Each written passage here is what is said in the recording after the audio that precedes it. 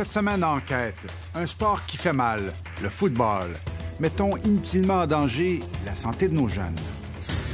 J'ai vraiment senti comme un flash direct dans ma tête au moment du coup. Puis après ça, j'étais tout étourdi. Je le savais, j'avais fait une commotion, mais je voulais pas sortir là, parce que j'étais têtu. J'ai joué ma meilleure game de ma vie, mais je m'en rappelle pas. Là. Dans certains cas, on a des décès suite à 2 commotions cérébrales qui ont été subies là, dans un délai trop court.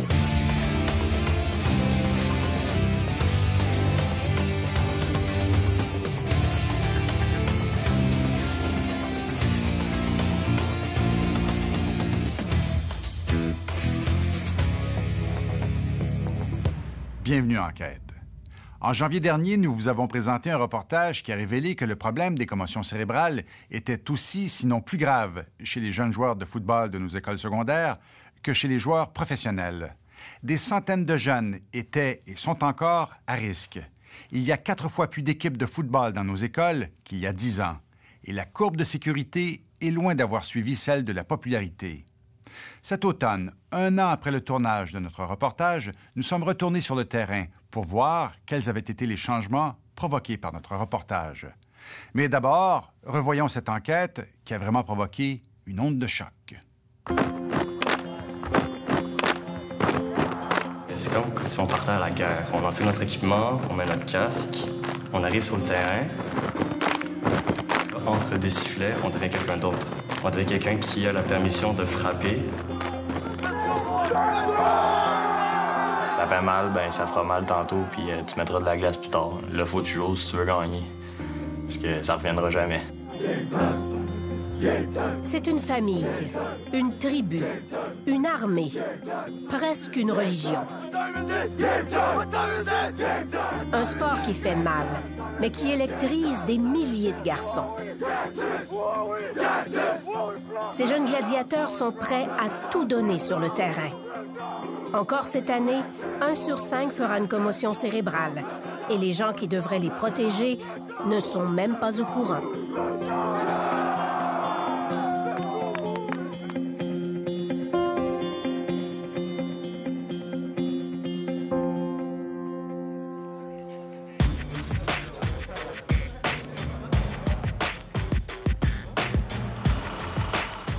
Au Collège Notre-Dame de Montréal, le football, c'est sérieux.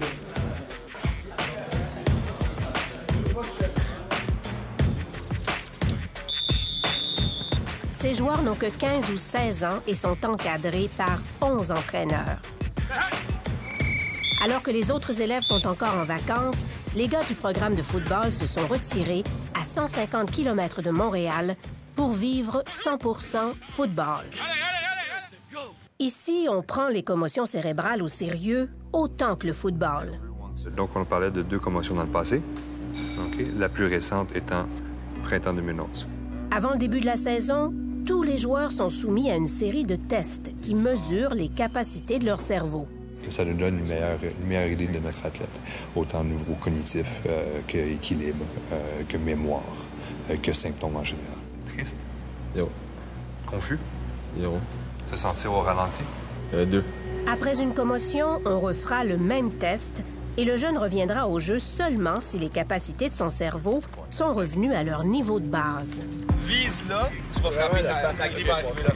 Puis comme quand tu bloques, protège ton... Au camp d'entraînement, on apprend à bloquer et à plaquer de la façon la plus sécuritaire possible. Mais ça cogne quand même. Avant même le début des matchs, 2 joueurs des Cactus auront subi des commotions cérébrales.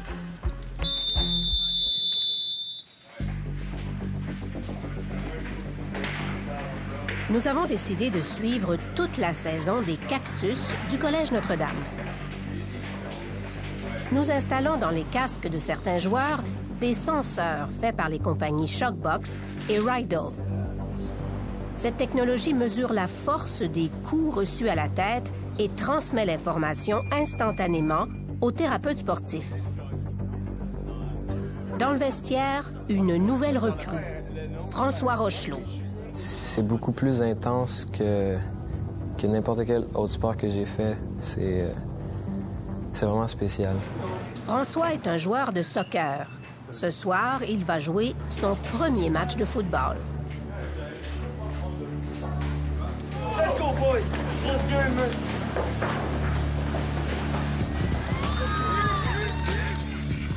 Bouillard, bouillard! Sur les lignes de côté, Notre-Dame a 2 thérapeutes sportifs qualifiés qui sont à l'affût des blessures et des commotions. Pourtant, pendant la partie, nos 5 senseurs détectent 6 impacts à la tête, dont 4 sur le même joueur. Des impacts importants que personne n'a vus. Suite à ça, à la demi, ce qu'on a fait, c'est qu'on les a tous pris. Tous ceux qui avaient eu un impact, on les a tous pris. On lui a fait une petite évaluation rapide pour voir, personnellement, avec l'expérience qu'on a, il n'y a pas d'inquiétude à avoir. Aucune commotion à signaler dans le premier match. La surprise de la soirée, c'est François Rochelot, le nouveau. Il a un talent exceptionnel. Touché, Texas!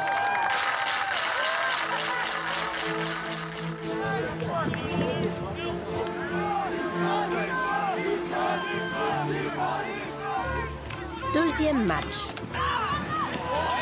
Au deuxième quart, François Rochelot a déjà fait 2 touchés. C'est moi qui courais avec le ballon. Quand j'ai eu le ballon, je me suis fait plaquer.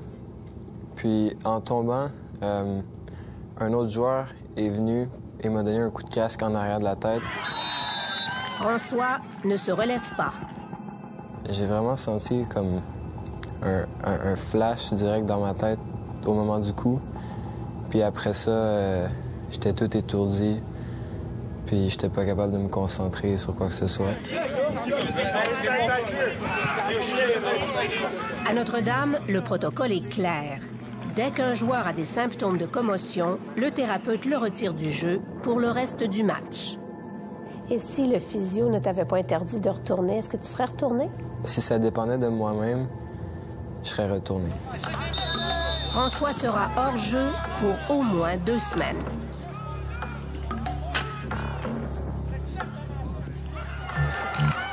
Le protocole de gestion des commotions n'est pas à la fine pointe dans toutes les écoles. Je pensais qu'une commotion, c'était pas... c'était une joke, là. Je pensais que c'était pas grave, là. C'était une blessure comme une foulure de pouce, là. Jérémy Gouin-Gosselin, le numéro 56, joue pour une école de l'Estrie. En 2012, sur ce jeu, dans la première demi du match, il fait une commotion cérébrale. Je savais, j'avais fait une commotion, mais je voulais pas sortir, là, parce que j'étais têtu. Jérémy finit le match malgré des symptômes importants. J'ai joué ma meilleure game de ma vie, mais je m'en rappelle pas, là. J'ai eu 19 plaqués, 2 sacs. Je me rappelle un peu de la première demi, mais de la deuxième demi, là, je m'en rappelle pas. Il n'y a pas de thérapeute sportif sur les lignes de côté. Personne ne remarque que Jérémy a des symptômes de commotion, sauf sa mère, à la fin du match. Ma mère m'a emmené à l'hôpital. Pourquoi?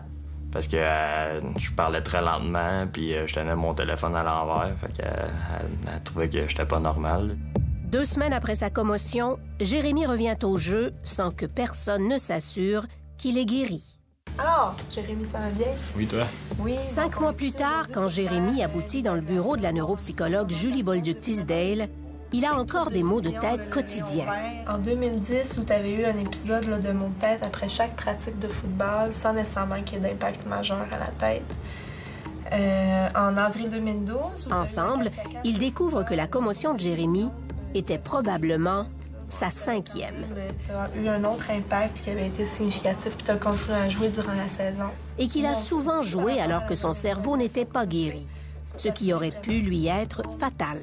Dans certains cas, on a des décès suite à 2 commotions cérébrales qui ont été subies là, dans un délai trop court.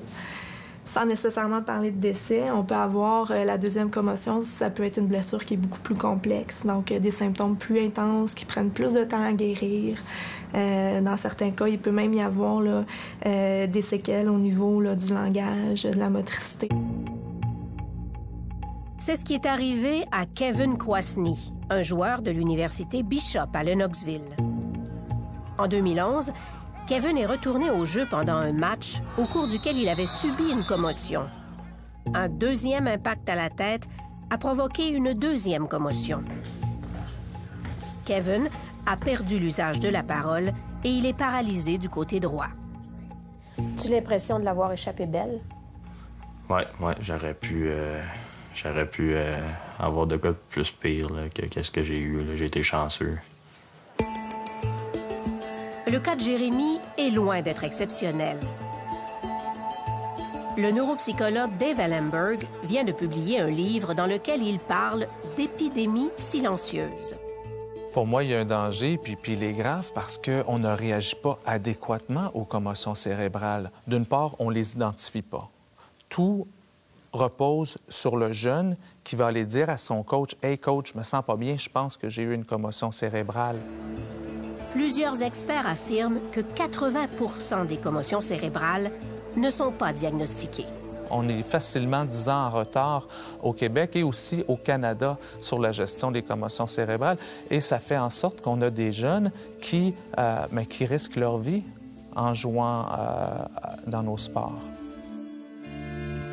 Après la pause, l'ignorance du directeur de Football Québec sur l'ampleur du phénomène des commotions cérébrales. Ça n'a pas de sens. Vous m'apprenez quelque chose. J'en reviens pas. Ça n'a aucun sens ce que vous me dites.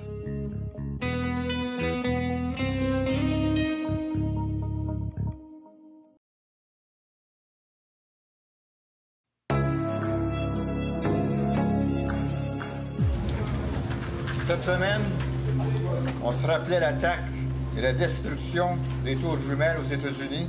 Au Collège Notre-Dame, l'aumônier fait partie de l'équipe. C'est l'entraîneur spirituel. Ce que l'on découvre, c'est que l'homme est capable de poser des gestes héroïques. À toi aussi de poser des gestes héroïques comme joueur dans ton match de ce soir. Amen. Et bon match, les gars. Yeah! Let's go! Let's go! Let's go, boys! Domination, man! Dans le vestiaire, un grand absent, François Rochelot, en repos forcé à la suite de sa commotion sur ordre du médecin. Il y a ici quelques demi-journées à l'école, présente toujours des symptômes, donc il se repose à la maison.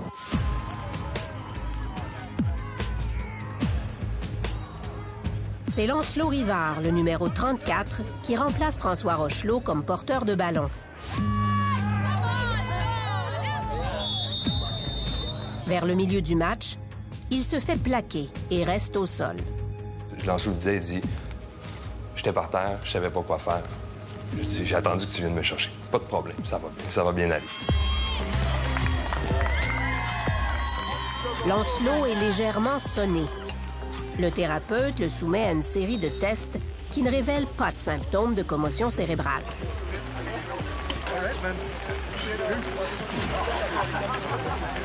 C'est correct? Oui. Le thérapeute permet à Lancelot de retourner au jeu et Lancelot termine la partie. Ce n'est pas ce qu'aurait fait la neuropsychologue Julie Bolduc-Tisdale. Ça change tellement rapidement, la recherche. Maintenant, c'est ça, on dit, quand le joueur est sonné, il n'y a pas de retour au jeu la journée même. Il a été sonné. Déjà là, vous avez votre critère, vous n'auriez même pas été obligé de faire un test pour le retirer du jeu. Souvent, les symptômes de commotion se présentent plusieurs heures après l'impact. C'est ce qui est arrivé à Lancelot.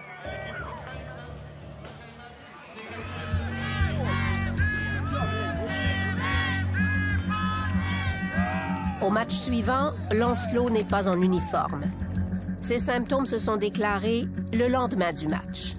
Est-ce que tu considères que tu as fait une erreur cette journée-là? As-tu de la misère à vivre avec ça?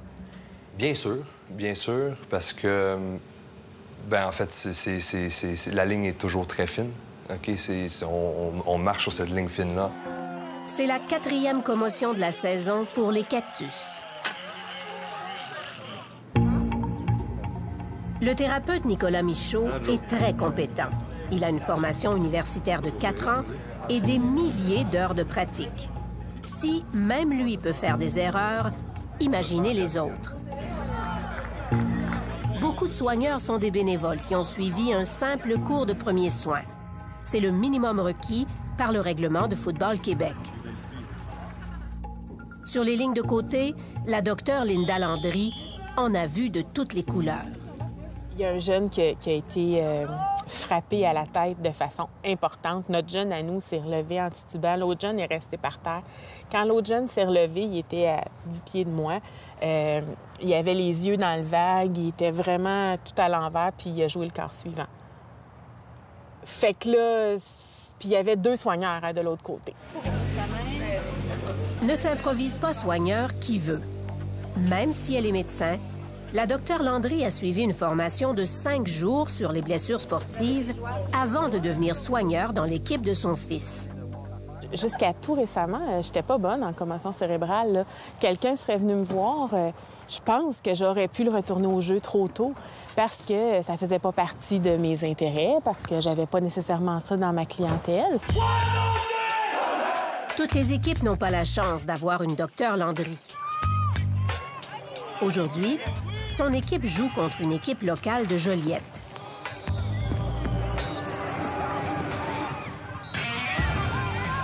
Leur soigneur est une patrouilleuse de ski.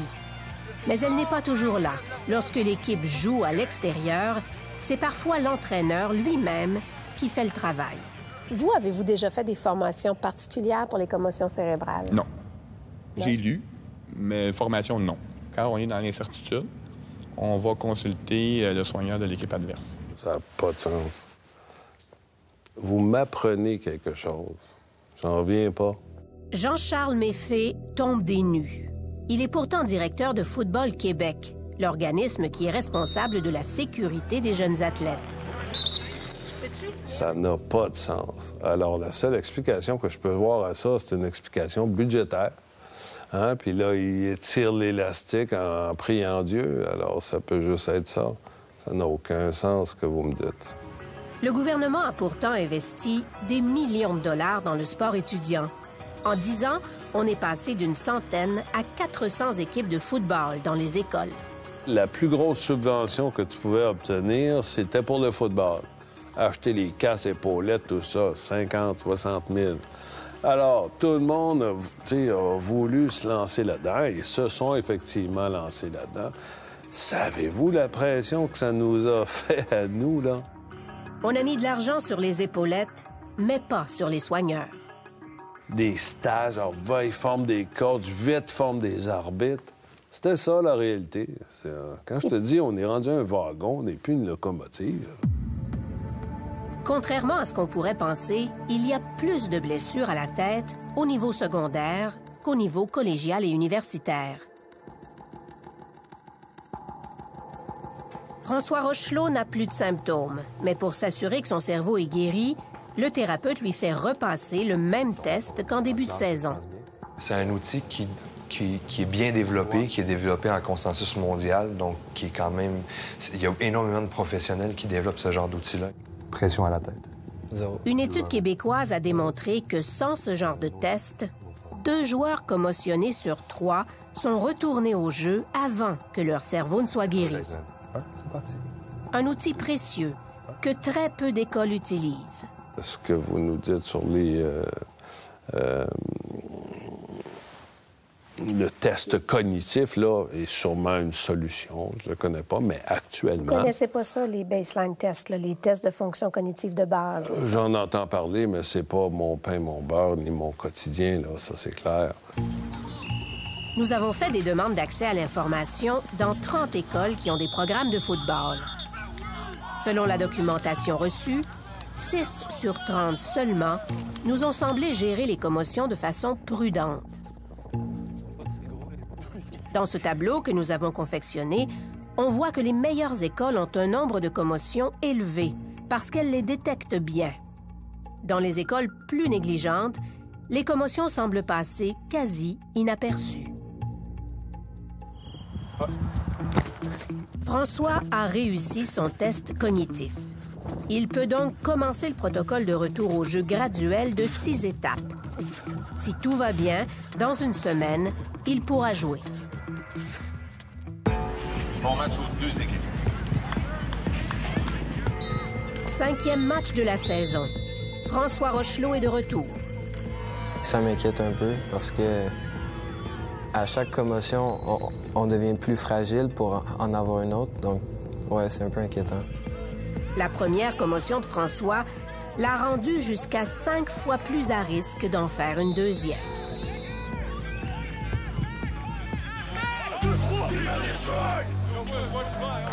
Sixième match. Pour la première fois de la saison, Notre-Dame est sur le point de perdre. C'est à un jeu d'égaler ça, OK? On va lever votre tête et jouer au foot, là. Dans les dernières minutes du match, l'équipe tente une longue passe à François Rochelot qui pourrait égaliser le pointage.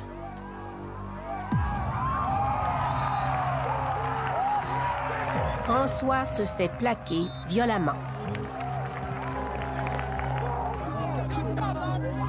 Relax. Qu'est-ce qui s'est passé?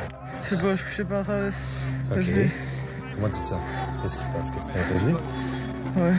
Interdit? Un peu. Un peu? Qu'est-ce que t'as mal? Oh, fuck! Hey, relax, man, y'a rien. Right? Le thérapeute retire François du match. Il est inconsolable. Il reste 1 minute 15 au match, OK? On va le passer ici ensemble. Je te pose plus de questions, je t'énerve pas. Une telle émotivité peut être un signe de commotion. Son père quitte les gradins pour le rejoindre sur le banc. François, papa est là. Bon. J'étais carrément inquiet. Puis c'est rare, même, je dirais, c'est une des rares fois que j'étais inquiet. J'avais peur, j'avais vraiment peur parce que à l'âge qu'il y a 15 ans, il ne faut pas t'en accumuler comme une douzaine de ça, là, parce qu'à un moment donné, tu risques d'avoir des problèmes à long terme. 5e commotion de la saison chez les Cactus. Pour François Rochelot, tout le protocole est à recommencer. Après la pause, Étienne Boulay sur les chocs qui fragilisent le cerveau. Je sais à ce moment-là que j'ai une commotion cérébrale. Je dis pas un mot parce que d'un, on est dans un match serré. J'ai le goût de jouer.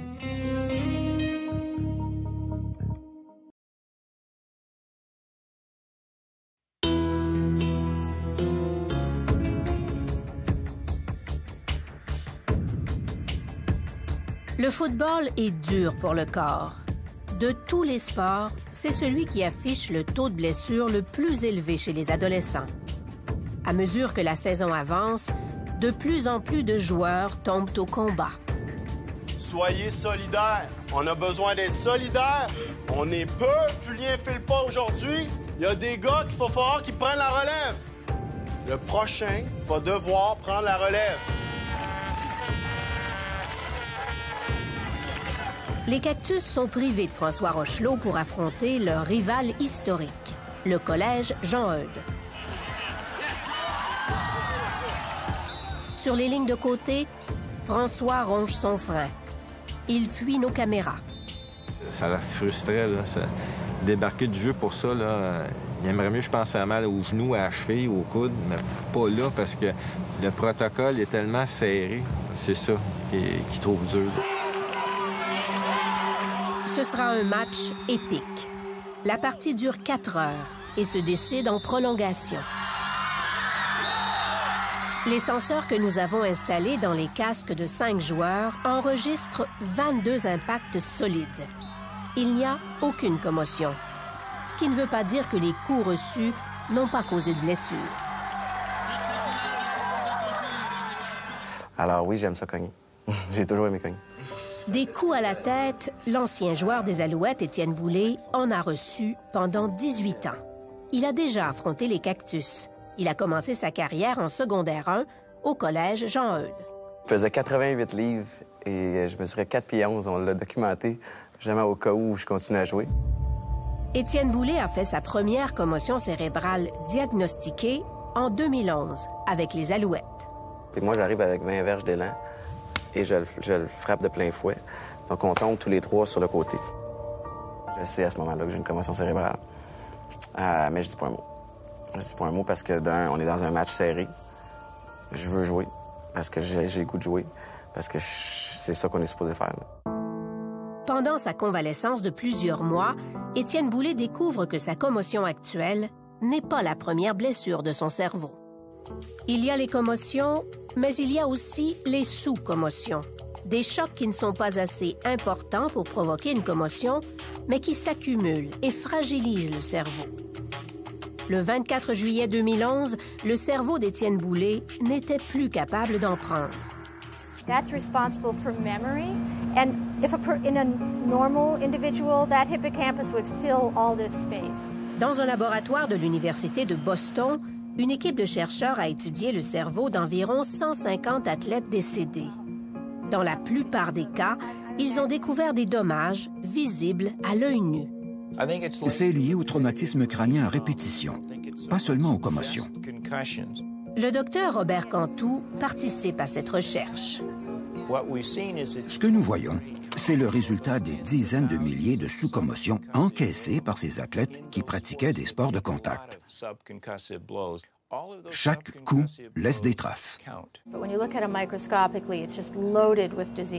Les taches noires observées dans les cerveaux sont des signes d'encéphalopathie traumatique chronique, une maladie qui entraîne des troubles permanents de mémoire, d'humeur et de comportement. The amygdala is like this ball-like structure that's associated with emotional changes and rage behaviors. Presque tous les cerveaux de joueurs de football analysés étaient atteints. We do see a lot of damage.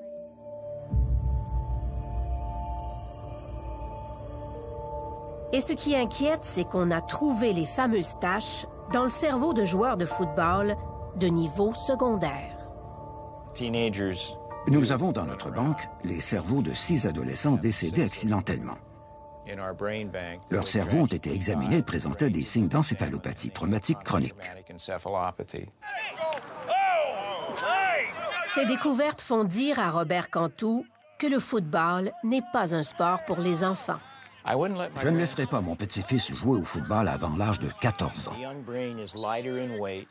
Avant cet âge, le cerveau est plus léger et donc plus facile à secouer. En proportion, les jeunes ont une plus grosse tête montée sur un tout petit coup. Alors même un plus petit impact arrive à secouer violemment leur petit cerveau. Au Québec, on commence à jouer au football dès l'âge de 8 ans. Aujourd'hui, c'est la finale du championnat provincial des 8-9 ans. 1, 2, 3,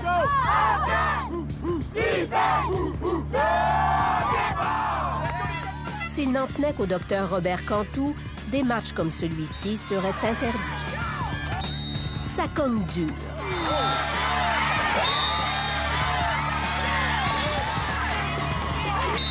Mais votre petit gars numéro 4, là, on le regarde depuis tantôt, puis ça doit faire 10-12 coups forts qu'il a. Là. Ça vous inquiète pas?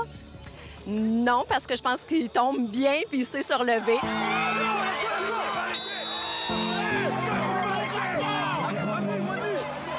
Le numéro 4 va finir le match sur les lignes de côté, blessé au dos. Nous avons montré ces images à Dave Ellenberg. Ces jeunes de 8-9 ans-là, je les vois en clinique. Les parents viennent me consulter parce que leurs petits, ils vivent avec des maux de tête déjà à l'âge de 8-9 ans. Des maux de tête qui font en sorte qu'ils ont du mal à se concentrer à l'école et tout cela, mais ils retournent quand même sur le terrain. Le directeur de Football Québec ne semble pas inquiet. Au contraire. Pour le moment, les enfants de moins de 12 ans jouent au football dans les ligues civiles seulement. Mais Football Québec veut introduire le football dans les écoles primaires. Bien, c'est parce que c'est une demande. Hein? Nous, là, il faut comprendre que notre fédération, on n'est pas un ordre professionnel. Hein? On n'est pas là pour défendre l'intérêt du public.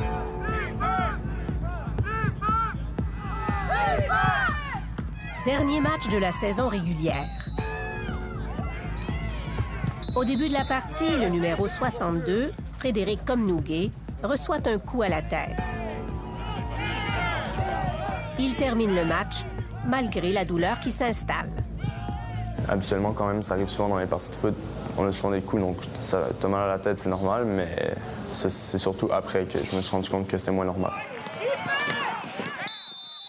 Pas facile de convaincre des joueurs de football de sortir du jeu pour un mal de tête. Est-ce qu'il y en a plusieurs parmi vous, vous levez la main, qui ont des maux de tête quand ils jouent, qui ont déjà joué avec des maux de tête? À la fin du match, quand l'adrénaline retombe, les symptômes de Frédéric Comnouguet s'amplifient. Migraine, étourdissement, nausées. C'est la 6e commotion de la saison pour les Cactus. Les séries éliminatoires commencent la semaine prochaine. Le plus dur est à venir. Après la pause, prend-on vraiment au sérieux le problème? On est 2 dans cette fédération. Si on est inondé de ça, on va le prendre et on va le mettre sur une tablette.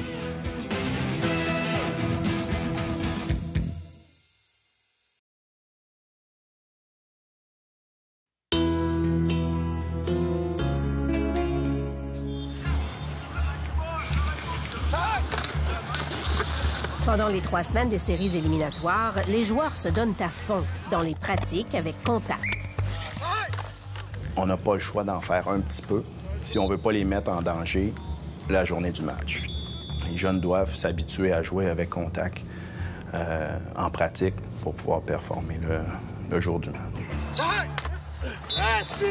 2 nouvelles commotions surviennent durant les pratiques, ce qui porte le nombre total depuis le début de la saison à 8. Much more head trauma. Much more. Il y a vraiment beaucoup plus de blessures à la tête au niveau universitaire, secondaire et même chez les tout-petits, si on compare avec la Ligue nationale de football. Parce que chez les professionnels, il y a maintenant un règlement qui limite les pratiques avec contact à moins d'1 par semaine. Dans les écoles, il n'y a pas de limite imposée. Les écoles font ce qu'elles veulent. À Notre-Dame, c'est 2 fois par semaine.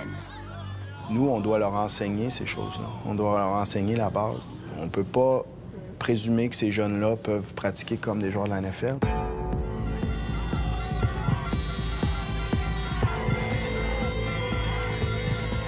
La saison n'est pas encore terminée et les Cactus ont déjà 8 commotions, dont la moitié en pratique. Rien d'exceptionnel.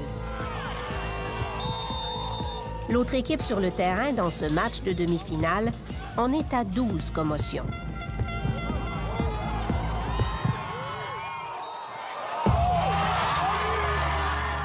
Le Collège Jean-Eudes, grand rival de Notre-Dame, a aussi atteint un total de 12 commotions.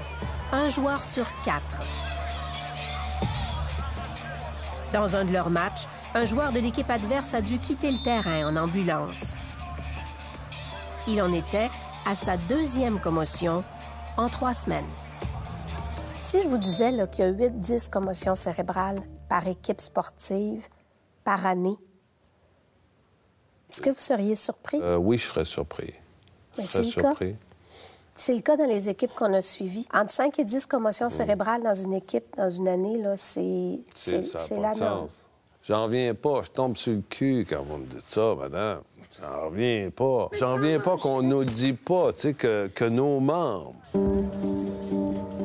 Selon le règlement de sécurité de Football Québec, les entraîneurs doivent envoyer un rapport écrit à la Fédération chaque fois que survient une commotion cérébrale. Mais ils ne le font pas. Les gens vous envoient aucun formulaire, puis vous réagissez pas? Oui, non, tout à fait. On est content de ne pas y recevoir. Non, ben c'est parce que... Je te dis, on est 2 dans cette fédération. Si on est inondé de ça, on va le prendre puis on va le mettre sur une tablette. Il est étonnant de constater un tel laisser-aller quand on connaît les conséquences potentielles des commotions cérébrales. Lorsqu'on a eu 3 commotions, nos probabilités d'avoir des maladies au niveau du cerveau dégénératives, un peu comme la maladie d'Alzheimer, augmente par un facteur de 10. 10 fois plus de chances d'avoir la maladie d'Alzheimer, des dépressions majeures aussi après 3 commotions cérébrales. Alors, c'est une tâche de vitesse. Il faut essayer d'en faire le plus possible en 2 minutes. Ça va? Oui. C'est parti. Jérémy Gouin-Gosselin a fait 5 commotions. Il est toujours en suivi avec la neuropsychologue Julie Bolduc-Teasdale pour évaluer les dommages qu'elles ont causés. L'année passée, quand j'ai fait ma commotion, j'ai eu 53 en mathématiques pour la première étape. Puis cette année, là, je pense que j'ai 70 là, en mathématiques, là, ma première étape. Certains joueurs ont moins de chance que Jérémy. La famille de Kevin Kwasny a déposé une poursuite de 7,5 millions de dollars contre l'université Bishop qu'elle accuse d'avoir mal géré ses commotions. Vous n'avez pas peur d'avoir des poursuites? Parce que il y en a déjà une au niveau universitaire. Bien, là, avec le dossier que vous me présentez, là, on va commencer à être craintif. Parce que de toute évidence, on ne fait pas notre travail. C'est ça? Game time! Game time! Game time! 17 novembre 2013, à Saguenay. C'est la grande finale. Les Cactus vont affronter le Blizzard de Québec.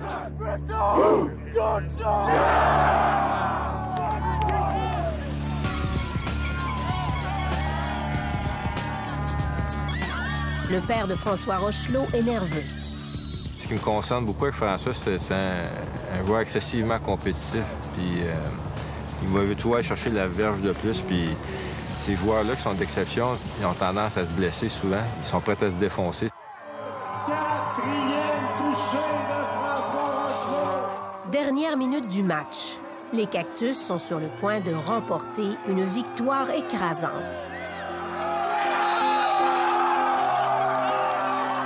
Il y a un prix à payer pour ce grand bonheur.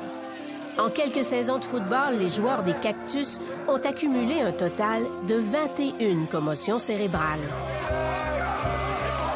Ils ont eu la chance de jouer au sein d'une école bien outillée, ce qui est loin d'être le cas de toutes les écoles du Québec. Et il est le temps d'agir, il faut agir maintenant. Demain, il va être trop tard. Pour certains, c'était le dernier match. Mais pour François Rochelot, qui, en secondaire 4, se fait déjà courtiser par des équipes collégiales, ce n'est qu'un début.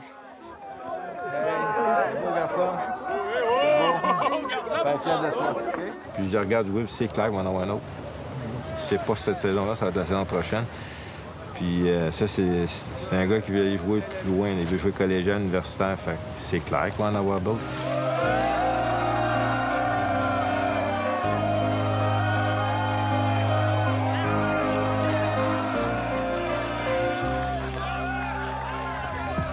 Après la pause, notre reportage sert d'électrochoc à Football Québec.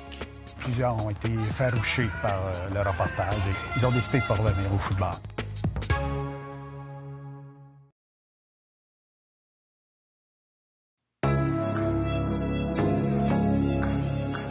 Notre reportage a eu l'effet d'une bombe dans le milieu du football scolaire et amateur. Notre collègue des sports, Jacinthe Taillon, est allé voir ce qui avait changé sur le terrain.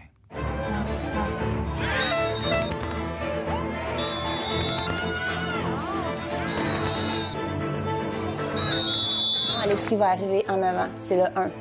Alexis n'avait que 8 ans lorsqu'il a subi sa première commotion cérébrale. Là, il est resté là, il n'a pas bougé. Il a eu beaucoup de chance. La soigneuse de l'équipe a tout de suite reconnu les symptômes. Il a été retiré du jeu immédiatement et est resté à l'écart 14 jours, jusqu'à ce qu'il soit complètement remis. Même s'il a terminé la saison sans problème, il n'est pas retourné au football en 2014. Je joue au hockey. Avec ou sans contact? Sans contact. Quand il n'y a pas de contact, il y a moins de risques. C'est la 4e commotion de la saison pour les Cactus. Alexis a visionné, à la demande de sa maman, le reportage de l'émission Enquête diffusée en janvier dernier sur les commotions cérébrales dans le football au Québec. On a regardé le reportage ensemble tous les deux, puis à la fin du reportage, il m'a regardé puis il m'a dit « Non, maman, c'est fini, je joue plus au football. » C'est vrai? Oui. Qu'est-ce qui t'a le plus marqué dans le reportage? C'est quand le joueur, il avait eu comme sa 3e commotion, puis il avait de la misère à l'école. Premier de classe, Alexis a eu peur que son cerveau subisse une nouvelle blessure et qu'il en garde des séquelles. Tout le monde comprend. Il est gauche! La famille Paquin-Charles n'est pas la seule à avoir abandonné le football. Football Québec a noté une baisse d'inscriptions cette saison. Dans l'association régionale Laurentide-Lanaudière, la plus importante en nombre, on a noté une baisse marquée. De 2013 à 2014, on est passé de plus de 1000 joueurs à 800. 5 équipes sont carrément disparues. C'est un enfant sur 4 qui n'est pas revenu. Le phénomène des commotions cérébrales y est pour beaucoup. Un certain nombre, mais je vous dirais qu'à niveau jeune joueur, 8-9 ans, plusieurs ont été effarouchés par le reportage et ont eu une certaine crainte qui font qu'ils ont décidé de ne pas revenir au football. Pour Football Québec, le reportage d'enquête a été un coup dur. ne cacherai pas, on appelle ça une crise. Moi, j'appelle ça un électrochoc qui nous a été donné. On traitait les commotions correctement, selon moi, mais avec la connaissance qu'on en avait. Et cette connaissance-là, tout à coup, est beaucoup plus importante. La crise, comme le titrait Football Québec en juin dernier dans ce document de travail, a forcé la Fédération à se mobiliser. Un plan d'action en 10 étapes a été élaboré. Entre autres, de nouvelles règles de jeu ont été adoptées. Il est désormais interdit de plaquer un joueur dans la région de la tête s'il est en position vulnérable. Par exemple, s'il lance ou vient de lancer le ballon ou s'il tente d'attraper ou vient d'attraper le ballon. Un règlement qui devrait réduire les risques de commotion. Il y a un blessé sur le jeu. Autre nouveauté, d'ici l'automne 2015, une formation de secourisme de 18 heures spécialisée en football sera obligatoire et un registre provincial informatisé des commotions cérébrales subies par les jeunes joueurs sera mis en place. Mais entre la volonté d'agir et les moyens financiers de le faire, il reste du chemin à parcourir. Il y a certaines organisations qui sont réfractaires ou qui ne peuvent pas financièrement, ou réfractaires parce qu'on parle de vieille mentalité. Il y a des choses à changer chez quelques-uns de nos membres et il va falloir qu'ils comprennent. Le gouvernement pourrait nous aider en nous mandant de façon spécifique pour agir dans ce sens-là. Le jour même de la diffusion du reportage d'enquête, le 30 janvier dernier, le ministère de l'Éducation, du Loisir et du Sport avait annoncé la création d'un groupe de travail sur les commotions cérébrales. Et on verra s'il faut des modifications réglementaires, législatives. Les recommandations de ce comité doivent être déposées d'ici la fin octobre. Mais déjà, beaucoup de parents semblent rassurés par les changements sur le terrain. À Saint-Eustache, Mme Doganieri est gérante de l'équipe des Lions de 10-11 ans. Les commotions, ils en ont parlé partout. J'en ai eu des informations pendant le cours de trainer, qui est soigneuse. J'en ai eu pendant la formation de gérante aussi. Tout le monde est au courant. Certaines règles qui existent depuis des années sont maintenant mieux connues et appliquées plus systématiquement sur le terrain. À cette heure, un jeune qui va essayer de faire un plaqué avec sa tête en premier ou un bloc, c'est une punition. Tout contact avec la tête, même si c'est pas fait exprès, c'est une punition. Donc, c'est appliqué ou non? Oui, c'est absolument appliqué. Alors qu'on se veut rassurant à Football Québec, le Time Magazine vient de publier un autre article accablant sur les risques de blessures associés au football. En 2013, 8 jeunes sont morts en pratiquant ce sport aux États-Unis, alors qu'aucun autre sport n'a été la cause directe d'un décès. Down, ready, set, hop! Nous vous avons préparé un dossier complet sur Internet dans lequel vous trouverez des extraits inédits d'entrevues, des références et des outils concrets qui vous aideront à mieux comprendre le phénomène des commotions cérébrales, que vous soyez joueur, parent, entraîneur, professeur ou tout simplement curieux. Si vous voulez nous contacter, consultez notre site Internet à l'adresse suivante. Vous pouvez faire vos commentaires et vos suggestions et revoir nos reportages. Pour connaître notre démarche journalistique, je vous invite à consulter mon blog. Vous pouvez aussi me suivre sur Twitter. Du nouveau sur l'histoire de Judith Brassard, condamnée à 28 ans de prison en Colombie pour le meurtre de son mari. Les gens au Québec se mobilisent pour l'aider. Merci d'avoir été là. Bonsoir. À la semaine prochaine.